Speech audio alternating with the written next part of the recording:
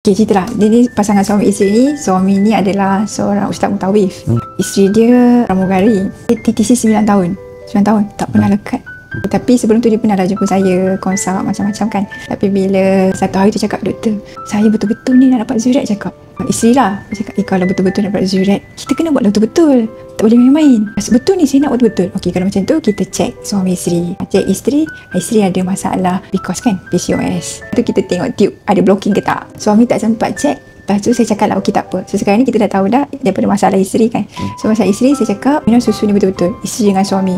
Kita bagi masa dulu, try. Isteri dengan suami minum sama-sama setiap hari. Lepas tu ikut tip yang saya ajar. Nak kena bersama, lifestyle nak macam mana pemakanan semua kan. Lepas tu sebulan lebih tu dia datang dengan suami dia. Isteri minum 3 kotak susu, suami minum dalam 1 kotak macam tu susu. Lepas tu dia datang. Cakap, kenapa? Kan? Saya tak expect lah dia orang pregnant. Suami dia cakap, doktor, saya ni tak percaya. Sebab isteri kata dah delay period. Lepas tu dia tunjuk kat saya, dia kata ada 2 line. Saya cakap lah dekat isteri saya, awak betul ke ni, kau tipu saya? Dia cakap macam tu kan. Dia tak percaya. Sebab kita tak pernah sepanjang 9 tahun kahwin ni kita dapat 2 line macam ni. Kita tak percaya, jom kita jumpa doktor mu. Dia datanglah jumpa saya. Tanyalah memang dia dah delay period berapa hari. Jom kita scan. Bila scan cakap, tengok ni ada kantung dalam ni kan. Cakap, tengok ustaz, tengok isteri ustaz dah pregnant. Betul ke doktor? Suami dia menangis.